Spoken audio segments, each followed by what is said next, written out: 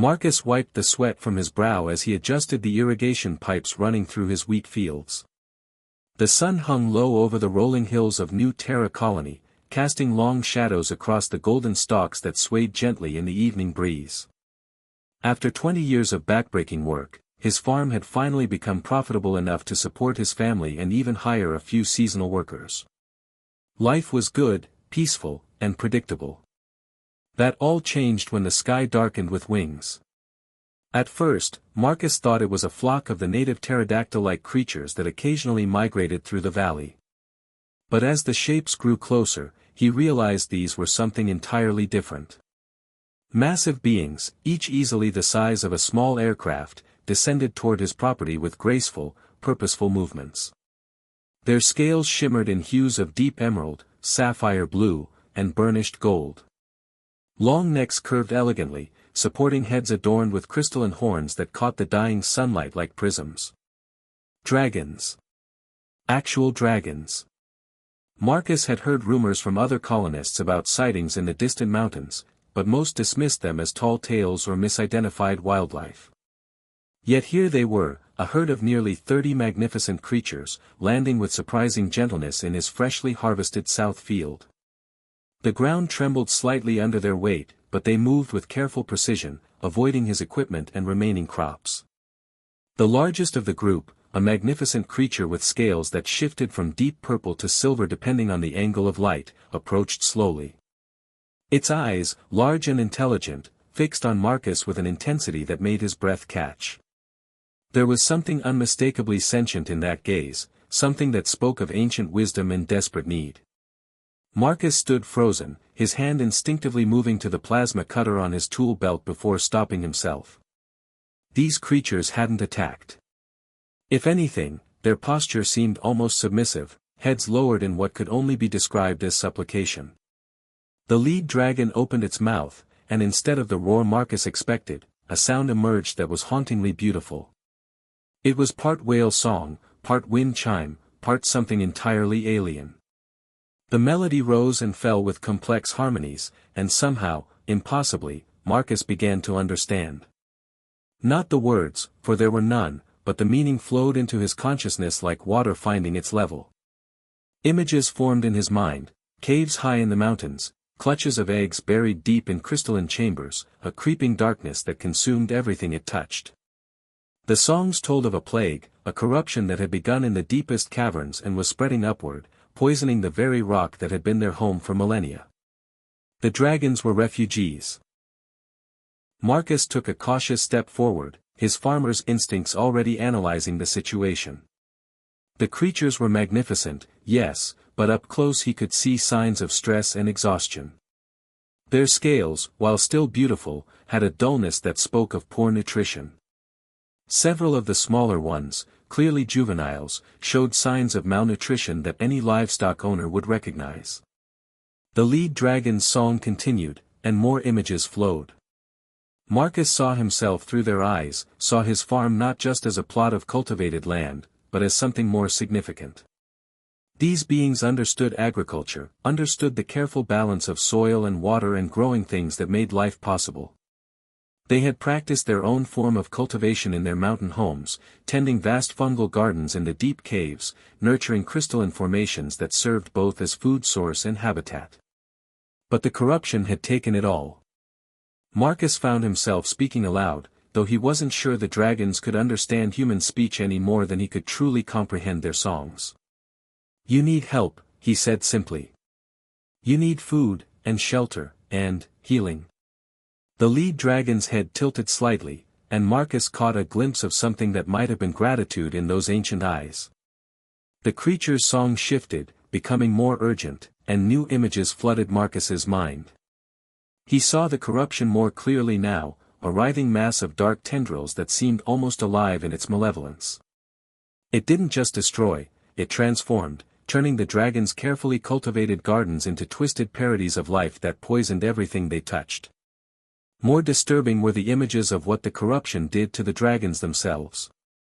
Marcus saw proud creatures reduced to shambling hulks, their beautiful scales turning black and brittle, their songs becoming discordant screams of madness. The few dragons that remained uncorrupted had fled before the spreading darkness could claim them too. "How many of you are there?"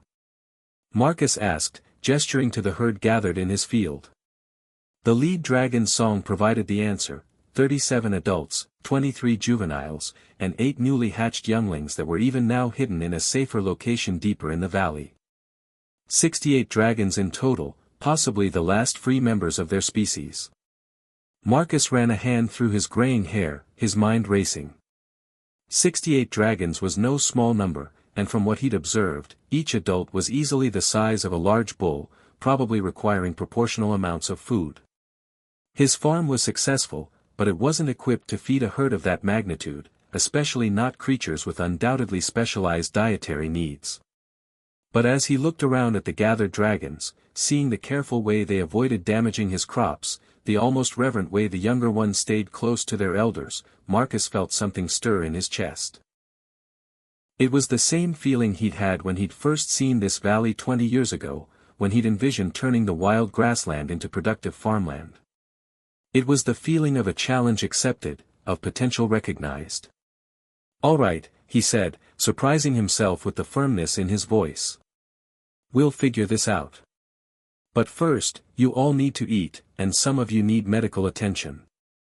The lead dragon's song took on a questioning tone, and Marcus realized they were asking about payment, about what he would want in return for his help.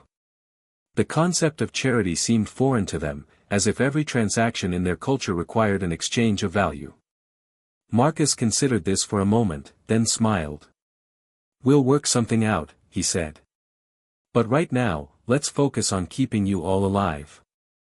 He activated his wrist communicator and called his wife Sarah back at the main house. "Sarah, I need you to contact Dr. Martinez in town and ask her to come out here as soon as possible. Tell her to bring her large animal medical kit and anything she has that might work on exotic species. And call the agricultural supply depot, ask them about their emergency feed programs." Sarah's voice crackled through the device, confused but trusting. "Marcus, what's going on out there? Are the cattle sick?" Marcus looked around at the gathered dragons, their attention focused entirely on him with an intensity that was both humbling and terrifying. "Not exactly, honey. We've got some new guests, and they're going to be staying for a while. I'll explain when you get here, but trust me, this is bigger than anything we've dealt with before." As the sun finally set, painting the sky in brilliant oranges and purples, Marcus began walking among the dragons, using a combination of gestures and simple words to assess their immediate needs. Some were clearly dehydrated, others showed signs of injuries from their flight from the mountains. The youngest ones huddled close to adults who were obviously not their birth parents, suggesting that family groups had been torn apart during their escape. The lead dragon followed him closely, continuing its complex song, and Marcus began to understand that this creature was not just the leader but something more like a living library. The songs weren't just communication, they were history, culture, science, and art all woven together in complex harmonies that could preserve knowledge across generations without the need for written language. As Marcus worked, checking each dragon for obvious injuries or signs of illness, he began to formulate a plan. His farm covered nearly 2,000 acres, with several unused sections that could potentially serve as temporary grazing areas.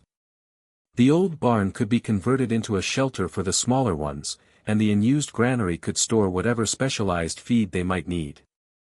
But even as he planned, Marcus knew that this was just the beginning. These weren't simple livestock that needed food and shelter. These were intelligent beings with their own culture, their own needs, their own understanding of the world. Helping them would require not just agricultural expertise, but diplomacy, creativity, and probably a fair amount of luck. The lead dragon's song shifted again, and this time the images that flowed into Marcus's mind were different.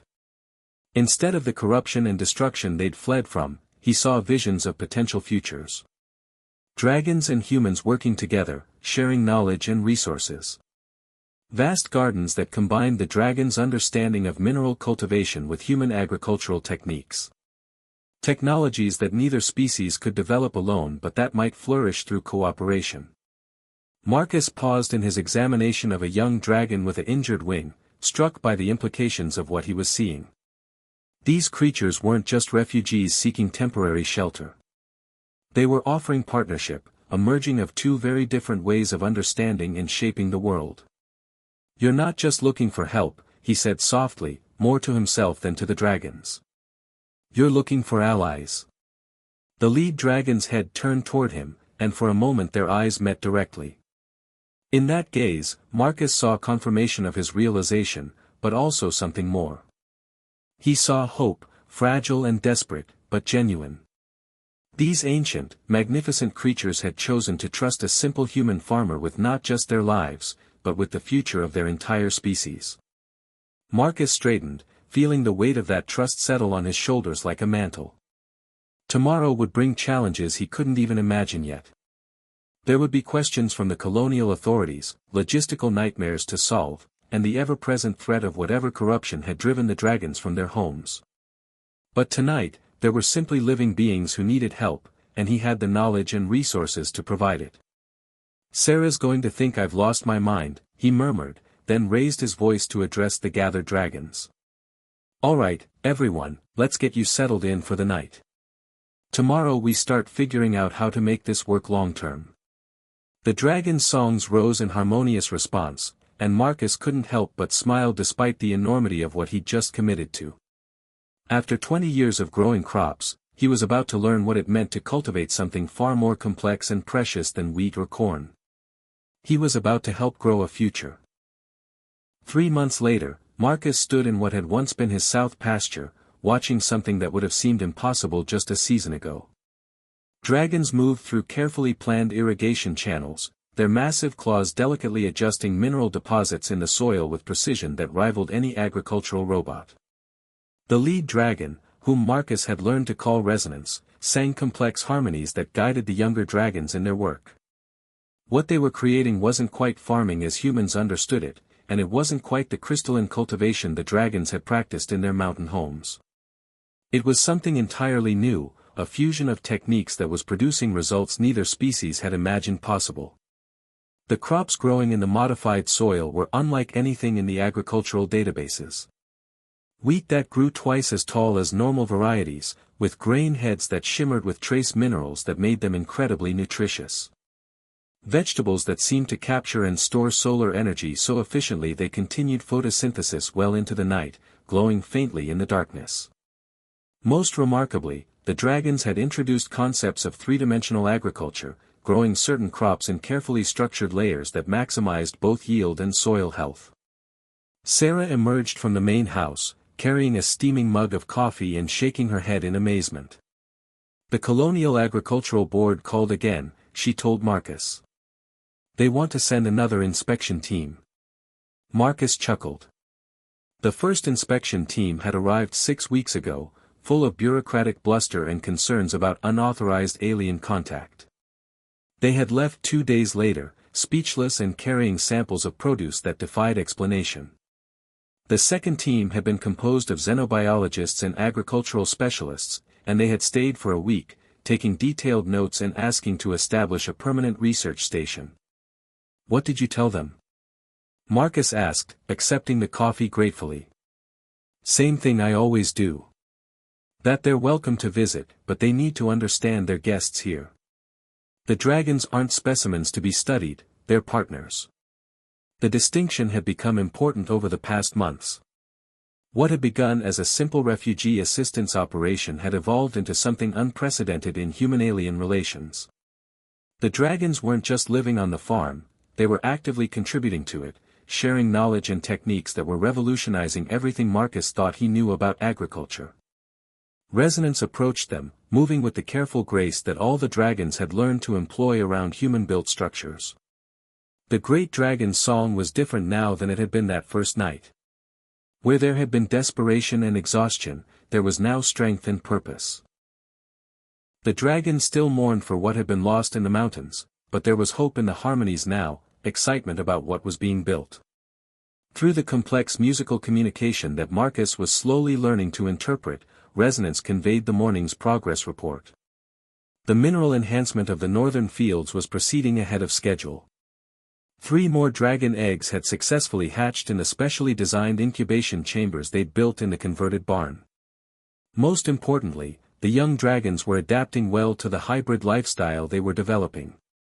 But there was something else in Resonance's song, something that made Marcus set down his coffee and pay closer attention. Images flowed into his mind, transmitted through harmonics that somehow bypassed his ears and spoke directly to his consciousness. He saw the mountains where the dragons had once lived, but the corruption was gone. In its place was something else, something that looked almost like scar tissue, as if the land itself was trying to heal. The corruption is retreating, Marcus said aloud, interpreting what he was seeing. But something's taking its place. More images followed, and Marcus's blood ran cold. Where the dark tendrils had once writhed, new structures were emerging. They were clearly artificial, clearly technological, and clearly not made by any known species. Geometric patterns that hurt to look at directly, structures that seemed to exist in more dimensions than the three-dimensional world should allow. "Sarah," Marcus called, his voice tight with concern. "Get the communication array online. We need to contact the Colonial Defense Force." But Resonance's song shifted, becoming more urgent, and the images in Marcus's mind changed. He saw ships,